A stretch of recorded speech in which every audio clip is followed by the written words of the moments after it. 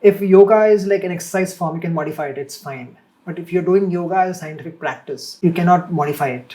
You cannot discover something out of your own and put it back into the practice and modify the practice, which will probably land you up in a very bad place. The single most important thing is consistency. We do for 2 months, doesn't work out, drop it.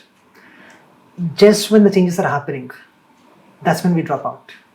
Things take time. A lot of work has happened to get you to condition where the you mind. are. Yeah, condition the mind to get you to where you are. So it needs a lot more work to untangle the whole mind and brain. If we are willing to transform our lives, transform suffering, to live well, then various paths open up. If we are closed off in the first step, then paths don't exist at all.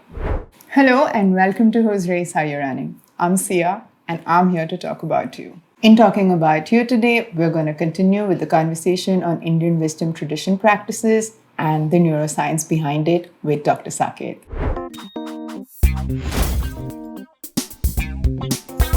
Let's talk about meditation for a little bit because, again, there is an explosion of the word meditation. Maybe not in practice, but at least in the practices being offered. There is a Western way of looking at meditation, which keeps jumping somewhere between concentration exercise or focus exercises and breath work. And I want to see if we can isolate kriyas and the traditional Indian or the Buddhist forms of meditation, the ancient practices of meditation, with what is coming up as concentration or focus-based exercises. As neuroscientists, we try to classify meditation into different types based on the fundamental components which play a role in particular form of meditation. So the common classification, which is like well used, describes meditation into 3 categories. One is called as the focused attention practices, wherein you train your attention. Like breath watching is a focused attention practice. And then there is open monitoring form of practices, wherein it's more about awareness. There's no particular thing to focus upon, but it's like more open awareness. And then there are other practices like loving kindness and compassion kind of practices, which work on the emotional aspects of who we are. So this is a way of classifying what meditation is. But again, it's very important to keep in mind, meditation is a certain state we experience. It is not a practice per se. It's actually right to say to become meditative instead of doing meditation, because we cannot really do meditation. We can only become meditative. So to become meditative is to become more and more present wherever we are, to become more and more conscious, to become aware of what is happening right now. If we train the body, if we train the mind, if you prepare the body and mind to be in a certain state, then meditation happens very naturally. And when meditation happens naturally, it's an effortless process. Otherwise, meditation seems like a very effortful practice because it's very strenuous to pay attention to the breath, mind wandering off. It's a very strenuous practice. But instead, if you prepare the system, that's what kriyas are doing. If you prepare the system through breath and chanting and, all bandhas, all these things, you're preparing the whole system. Then few minutes of meditation happens. So that's the whole understanding behind why meditation should not be considered as a practice, formal practice. It's important for research and classification, all those things. But meditation is a state we experience within ourselves, which can be wonderfully transformative. So I think meditative practices and meditation should become 2 different things, because I'm sure it helps. It's not concentration practices, focus-based practices, attention-based practices. I'm sure that also must be inducing some kind of neuroplasticity. Yes, definitely. That's the whole practice is, the reason I mentioned that is because meditation should not be considered as something which we do in the morning and in the evening, and the rest of the day we are in the unconscious patterns. Reactive. That's not the whole idea. That whole idea is to make your daily activities, whatever it is, to be more and more conscious. And even the formal practices that we talk about, breath watching or whatever it is, the more we do, it becomes effortless. That effortless state of breath watching can be considered as meditation. So there's a whole trajectory of changes that happen within a system when a person starts meditating. It goes from effortful states, that's why it's fatiguing, to an effortless states.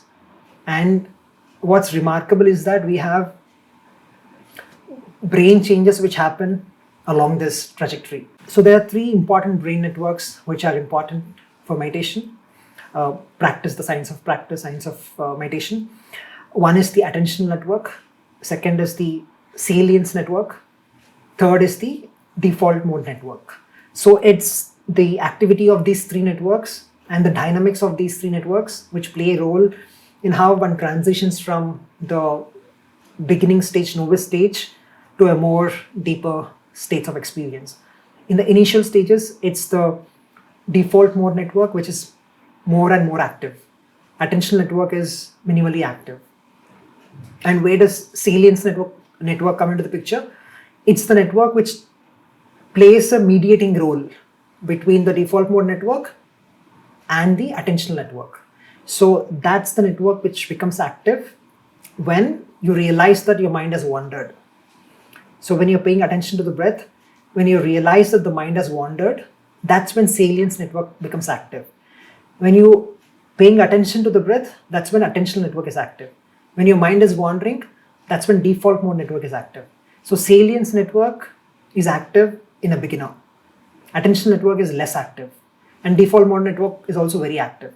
As you become a novice, you're doing this practice for some time, 6 months, 1 year, whatever it is, slowly changes start happening towards the attentional network. Your attention network is more active, your salience network is more active, default mode network activity comes down a little bit. And as you go more deeper into the practice, your attention network increases, salience also comes down, default mode network comes down. And that's because you don't need that state of recognizing when the mind has wandered, because mind is wandering less and less as you go deeper into the practice. And you go even deeper into the practice, you see that even attention network comes down. Why? Because you don't need to pay attention anymore. That's when it has become an effortless practice. And that's beautifully seen in the brain data. So in all these stages, when attention is involved, your dorsolateral prefrontal cortex is active. DLPFC is active, which we talked about in the depression episode, wherein you saw that DLPFC is less active. This DLPFC goes up during attention. And then what you observe in the most intense practitioners is that DLPFC activity goes down. And that's because you don't need this regulation anymore. Wow. That's the beauty of the whole process. It's just so natural. You sit here, your mind is on the breath. You don't have to fight your thoughts. It's naturally there. That's when you come to the present. And you're present, you know what is memory, imagination. And that's it. That's the way transformation of suffering can happen. So simple. It's simple, but I'm kidding. No, it's really simple actually. If you if you can really pay attention to the breath with complete involvement, with right kind of preparation, right kind of food, right kind of activity, right kind of mental attitudes, it becomes very easy, natural, and simple. It's just that because there's so much of identification with many things, that's when mind is cluttered with a lot of thought, and this cluttering comes down when sense of identification with things is much lesser. It's fascinating because in my current journey, where at this moment at least I am not aspiring to become monk level amazing, but just generally You're going in the direction actually. generally live a full life and experience everything that life has to offer. The thing is, our general experience of life pre-meditative practices, this constant stress response trigger, is creating a hyperdrive in the biochemistry in any case. How then is anxiety and conditions like anxiety and depression not going to happen? Like it almost feels like it is inevitable. Is that purely societal conditioning, or is there more to this? The show is aptly titled Whose Race Are We Running? Really, like, why do we have to build a society compromising the most fundamental aspect, which is well-being? Everything that we are doing on the planet is in pursuit of well-being. If for a moment we pause and really look at what is it that we are pursuing, we understand that it is that well-being which we are pursuing. And if we can find well-being right now, right here, with these tools of well-being, then what do we pursue? That's where it becomes crucial. We can pursue those things which will make an impact, which will make a difference to other people's lives. That's the point which is very important, because action becomes more purposeful and oriented towards the challenges that are there in the society, instead of being for our own well-being. And when that kind of thing happens, there's not much stress and anxiety. There's no stress and anxiety because you're already taken care of. Your well-being is taken care of. And obviously your action is more powerful, more impactful, more probably reaching many more people actually. And you will be working with a sense of clarity. And I think that clarity is very important, because the action that you take will have this sense of direction. Okay, this is the action which I take, which is really going to make a difference to somebody else's life. And that kind of clarity comes when our well-being is taken care of. We don't rely on anything around us to create that well-being from within. So in the practice of the yoga asanas, because they're also the more common form of practice that a lot of people are doing, which I'm very happy about. But maybe something to understand about it in the practices that they're doing is, and this is just my observation, please correct me if I'm wrong, is wherein you're instructed to involve as many faculties of you that's possible. For example, where should your attention be? What are the things that you should be looking out at? Where should your focus be? How should you have your breath? How long should be the breath, or how many times should the breath be? How do you transition from one pose to another pose? What should your breath be when you're transitioning from one pose to another pose? All of these things are given to you as instructions of what all things you should be paying attention to, down to the level of notice the sensations in the small of your back, or notice the sensation on the back of your neck as you get into this posture. That seems like a good, or at least a decent guideline to understand whether the practice of yoga asana that you may be doing or you're being taught is a more holistic approach to the yoga asanas. The only reason I bring this up is because the physical practice of yoga is becoming common.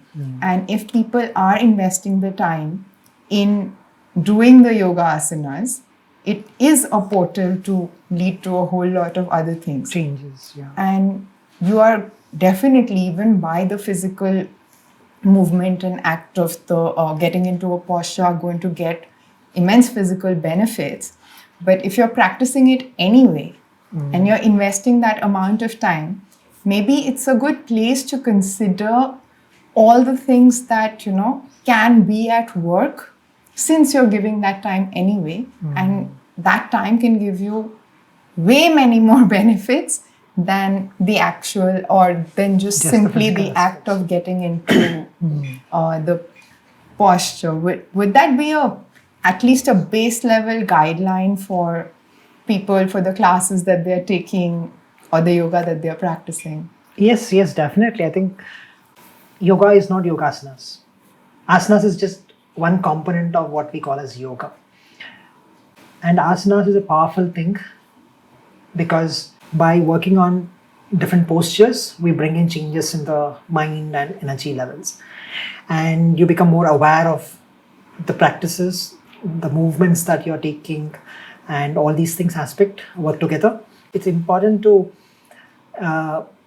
approach asanas in a very scientific manner because yoga is a scientific practice. It's a scientific methodology of enhancing human well-being. It has to be done in a particular way. You can't modify, there are some modifications for people with ailments, but otherwise it's a precise practice. It has to be in that precise posture with a particular mudra, particular breathing pattern. This is one of the important things to keep in mind, as you also suggested. And then look at the trainer who is training you. Just looking at the people who are training us can give us an idea about what kind of mental state they might be in who are training. Are they sitting comfortably in a particular posture? How are they teaching? What kind of language they use when they talk about these practices. Because a lot of times we see people playing music, especially in combining, dance and yoga kind of thing, playing loud music and then doing some stretching. Aerobic yoga. Yeah, which they call as yoga. Studio yoga. Okay. Which is, again, not the right way to practice yoga. It's a great exercise, probably. It's an aerobic, but it's not the traditional practice of a yoga asana. Because yoga needs to be done with a certain sense of devotion, a certain sense of involvement with the practice, and certain sense of keeping your whole attention on what you're doing. I think these are all very important, which differentiate an exercise form with yogasanas. And I think you have a very good framework for what is considered it came from the learning of Surya Kriya, actually, which, like you said, it's a Kriya, but it's a very physical, moving Kriya. It is the way it's described by the teachers at Isha Yoga. It is the older cousin of Surya Namaskar. Surya Namaskar is the younger, more mass version of that. Surya. But what I was extensively taken by is the amount of information that was given to each posture. And what I was amazed by in the practice of it was how every single existing faculty that I know of my mind, body, and everything else is completely engaged.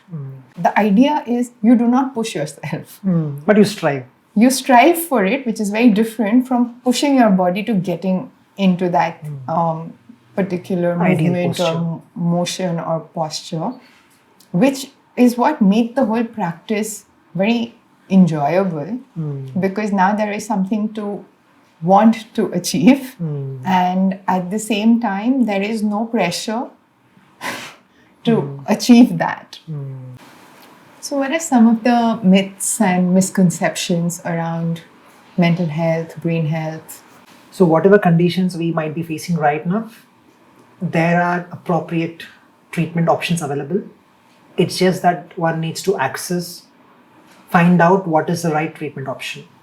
We are not destined to be how we are right now, but rather we can create our future to a one which is more pleasant, one which is more empowering, one which is free of mental health issues.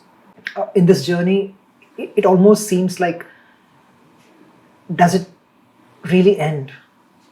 Am I going to be in this state forever? That hopelessness tends to come into the picture. And that is something which is very, very discouraging, and it makes a person very disempowered. That's something which we have to always keep in mind, however severe it might be. With appropriate care and treatment, situation will become better. How better depends on how severe the condition is. I think it's also important not to give false hope, but at the same time, it's very important to mention that situation will become better if right treatment is given at the right point of time.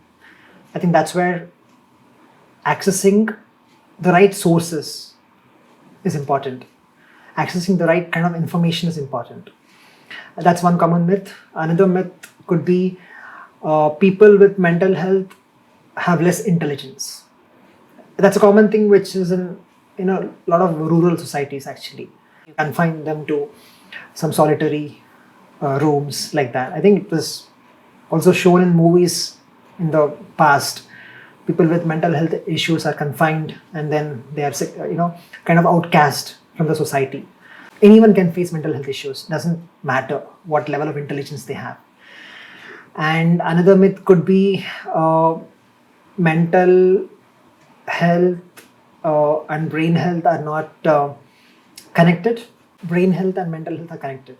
What we do for the brain impacts the mind. Again, it's the mind-body connection which we talked about earlier. And another thing is it's important to invest in mental health. Invest in mental health so that mental health conditions don't arise. And it's important to invest in something called as cognitive reserve. So human beings have this amazing cognitive reserve, which we can tap into to really flourish. To even if there's a brain pathology, human brains have enough plasticity to overcome the pathology and work around it. So, for example, one dramatic example of this is there's a case of a young woman because of having epilepsy, because of having these seizures. Her half the brain was taken out, and then I think she's a 4-year-old kid. Half the brain was taken out, and what's remarkable is that with half the brain, she could function effectively. She had almost no problems dealing with her situations around. Mm-hmm. So that's the level of plasticity, which it doesn't mean that brain can function with one hemisphere, mm-hmm. but what it tells is that brain is amazingly plastic in terms of what it can do. Another amazing example is there's a long-running study called as the religious orders study or the nuns study. So it's been done in the US, and they've been tracking these nuns and priests for a very long time. Almost 1,100 plus people have participated in the study, and they've consented to give their brain after their death. And then they track these people up to 65 years of age, periodically, how their cognitive performance is, how their other motor skills are, and all these things. And then after they passed away, they looked at the brain changes. The idea of the study was to link cognitive decline with certain brain pathology, because dementia is a very common problem in people who are above 65 years of age. Alzheimer's disease is a very, very common problem these days. And they wanted to identify if brain pathology can be linked with this cognitive decline. What was amazing was that a lot of these nuns had brain pathology which indicated Alzheimer's disease, but they did not have any cognitive impairments. So if you look at the brain, the data tells it's AD, Alzheimer's disease, but they did not have any cognitive symptoms. Wow. They were fascinated, right? Try to understand what would have gone well with their lives, which led to this kind of amazing finding. And then what they found out was that these are the people who are very active cognitively, because devotion actually is a form of cognitive activity. You're training your brain cells to be in a certain state. It's a constant striving to be closer to God or whatever it is. And then they're also very active physically, active lifestyle of volunteering and all those activities. So all of these things built into them, they've tapped into the cognitive reserve which they had. So even though the brain pathology showed AD, the brain kind of worked around that and then created more pathways which overcame that pathology. So that's something which is amazing, and It's amazing. we It's can very really tap helpful. into that cognitive reserve. That's where mental health conditions, give hope. People suffering from mental health conditions, it gives hope to them about, all these things. And I think that's why it's very important to be constantly learning something as we age. Simple things which keep the brain active, like some puzzles, learning new languages, learning new skills, having more social interactions, being connected with people around, and participating in the activities happening around, volunteering for causes, leading a healthy lifestyle. All of these things will build cognitive reserve. And so these are all the promotive factors for brain health and mental health. And the opposite side are the risk factors. Everything apart from all these things, not engaging in constant learning, not being connected, not eating the right food, not learning continuously. All these things are risk factors for mental health illness and also brain pathologies like dementia. So I think that's where this is important. That's one more myth which I can think of. I think one we have established very strongly, which is that, first of all, mental health and physical health That's a are myth. Yeah. not two separate things. It may so be that in society today and the way the medical services are structured, you may have to go to different places to look into both. But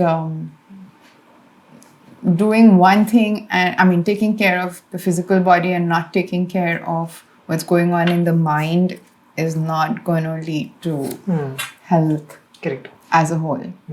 Definitely, it's a myth that body and mind function separately. They work together, mind-body connection. And at the same time, people can be physically healthy, but mentally not healthy. That's also possible. Physical health doesn't guarantee mental health. I think this is quite evident when, many years back, Michael Phelps, the most decorated Olympian in the history of swimming, he came forward and described his journey of depression. So he was apparently depressed for several years during his, the peak of his swimming career.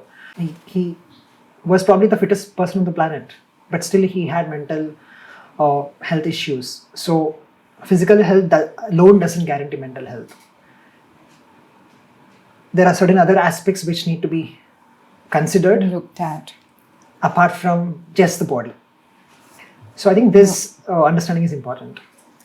And my second one, again, I am not qualified to make these comments, but these are my personal opinions. So the second one is that life is stressful. Get ready for it. This to me is another very big myth, that life is stressful. Get ready. Totally agree with it. To experience life only like that is not normal. It's just we do not know another way of it. Life is inherently not stressful. I think that's where interventions are important, because stress is because of doing wrong things at every stage of our life. I think it's very unfortunate, because it would be okay if people are stressed out if there are no methods to overcome stress. What's unfortunate is that we have methods, we have tools which have been discovered or which have been in place for many, many thousands of years. These methods and tools of well-being can help one completely transcend stress and anxiety and related disorders. The first and probably the most important point in this whole journey is willingness. Are we willing to transform our own lives? This is probably the single most important factor. If we are willing to transform our lives, transform suffering, to live well, then various paths open up. If we are closed off in the first step, then paths don't exist at all. And simply to say, the reason also for putting out as many tools as possible in terms of dealing with any kind of mental health issue, even not just issue, even mental health experiences that are not pleasant for you and are happening consistently with you. My whole idea is to try and see how many tools we can put out there. And every time I get the question of what do you think works the best, my answer has always been whatever works for you.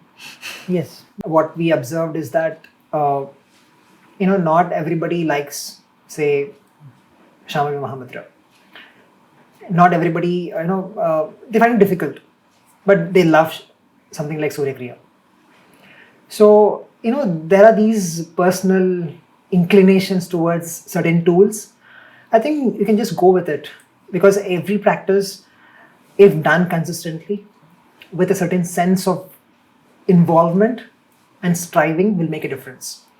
However simple that practice might seem like to be. I think based on my experience so far as a scientist, the single most important thing is consistency. Consistency of practice, consistency and dedication to the practice. Because what happens is, say, we do for 2 months, doesn't work out, drop it. Just when the changes are happening, that's when we drop out. It's like, can we persist? Can we stay with the practice and be patient? Because things take time. A lot of work has happened to get you to condition where you the are. mind. Yeah, condition the mind to get you to where you are. So it needs a lot more work to untangle the whole thing in the mind and brain. So just to wrap up this conversation, the spiritual practices, are there any neurologically downsides to it? There have been studies actually, because the people who go for these programs, what kind of state they are in influences what kind of psychiatric effects they get. So somebody who's predisposed towards anxiety, depression, something like that, if they go into these retreats, long retreats, they're more likely to become more depressed. That's because until this point of time, you have not encountered your mind. And suddenly you are encountering your own mind. You're encountering your own thoughts and emotions, which probably you have been away for very long. This acute exposure to your own thoughts and emotions can cause more Anxiety. more severe form of mental health issues. And there have also been psychotic symptoms which have been shown. And if you don't do yoga properly, because especially when we talk about kriyas are very powerful in its in how it acts. And because it's so powerful, it's also very important to do it right, with right guidance and right instructions. We cannot modify the practice as we wish to do. If yoga is like an exercise form, you can modify it, it's fine. But if you're doing yoga as a scientific practice, kriyas as a scientific practice, you cannot modify it. You cannot discover something out of your own and put it back into the practice and modify the practice, do all kinds of these manipulations, which will probably land you up in a very bad place. And there have been people who got admitted to NIMHANS because of doing wrong practices of combining practices. So there was one person who combined two different kinds of practices, and he entered into psychotic state, and it took many months to actually reverse that state. There's been another person who did not follow the instructions properly for the practices, and then he had to be admitted again for some psychiatric issues. So things can go wrong if you don't do it right. Yes, anybody can put up something like Shambhavi Mahamudra on the YouTube, and why can't I do it like that? Somebody might ask you. But this is not the way it is supposed to be done, because these are live transmissions. These are energy-based practices which are involving something deeper than what we know. If something like that is involved, it's very important to be done with the right instructions, with the right guidance. What's the last thing you would like to say to anybody who's watching before we sign off on this episode? Being mentally healthy or having a sense of well-being is a universal human right. Everybody, irrespective of who they are, what kind of situations they are in, where they live, everybody has a right to access this information about mental health, right to access the tools of well-being which are openly available. It's just that we need to bring in a lot of awareness about how these tools of well-being can help. Just like as children, we were taught how to brush our teeth. It took a lot of time for parents to teach us how to brush our teeth. Similarly, these tools of well-being should be taught from a very early age. It will make a big difference. At the same time, it has huge implications. Investing in our own well-being has huge implications on various aspects of our lives. For example, to achieve the United Nations Sustainable Development Goals, 17 Sustainable Development Goals, mental health is an important aspect. So there was a Lancet Commission which published a report in 2017 on how mental health can help us, on how investment in mental health and promotion of mental health can help us achieve the United Nations Sustainable Development Goals. For example, you take about the first two goals of zero hunger and no poverty, reduce poverty. Hunger and poverty are closely linked with mental health. It's a vicious cycle, because people who are hungry, malnourished, people who are in poverty, they don't receive the right kind of nutrition, right kind of care, social care, nurture. All of this is missing, which will make them more likely to have mental health issues. If you are having more mental health issues, you're more likely to be in that cycle of poverty. So to effectively deal with mental health, invest in mental health, you also tackle poverty and zero hunger. At the same time, there are many other SDGs which focus on investments, on infrastructure investment, right consumption. So all of this is linked again with a pursuit of well-being. Why is the consumption so high? To a proportion wherein research shows that we consume 3 times more than what Consumption planet of Earth. food, you mean? Not consumption of resources. Okay. Not just food. What the studies show is that we consume so many resources that we would need to have 3 planet Earths to replenish the whole resources. We are way short of what Earth can provide, and that's happening because we are pursuing well-being. And in this pursuit of well-being, we are taking on the resources of the planet, and that has implications on ecological crisis. It has implications on climate change, which are again very part of the Sustainable Development Goals. So if we invest in mental health and well-being, which is a universal human right, we also are in a better chance to deal with many of these SDGs. I think that's the single most important thing that needs to happen in all of our lives, wherever we are. And like everybody who is invested in mental health always says, it begins with you. Yeah, No? it begins because there's no other thing. All right. So thank you so much. This was an absolutely brain-blowing conversation. And that's a nice term to use to a neuroscientist. Lot of plasticity has been induced. I can pretty much tell you that. And thank you very much for what you're doing, because it is important.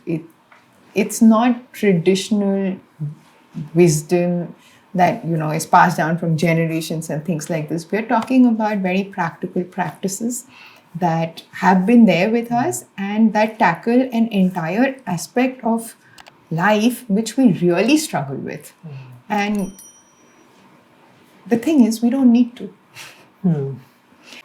Yeah, it's so complex because I've spent 6 years working on the science of breath watching.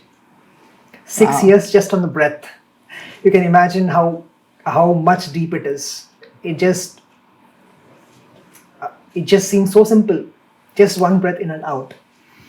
But this simple practice, 6 years, still not enough. That's how deep and beautiful it is. So thank you. Thank you so much for being here, for educating us on all of this. And I hope to see you soon again. Thank you. With your next research. Thank you so much. Yeah. I go to a doctor for a regular health checkup. They look at the screening and all those things. They say that I have diabetes. Like this, there's no screening available for mental health issues right now in Indian hospitals, primary health care or any private hospitals. Mental health and physical health is treated separately. That's the problem. Because a lot of people, their symptoms go undiagnosed. And once the screening is in place, those who are facing symptoms, if the primary health care is not equipped to handle those cases, they can be referred to specialist hospitals like NIMHANS. So it's very important to integrate primary health care with mental health care. And this is one of the very important things which WHO has been continuously suggesting. And 2018, India launched Ayushman Bharat, and mental health disorders are covered under insurance. And then 2022, India launched something called as National Telemanas Program, which NIMHANS is the nodal center for National Telemanas Program. It's a 24/7 helpline. You're facing some issue, just call up this toll-free number, 14416. There are 24/7 volunteers available to answer your questions. If required, what kind of help you need, some basic psychosocial care. And then if it's serious, they will refer you to the appropriate specialist. Toll-free number is 14416.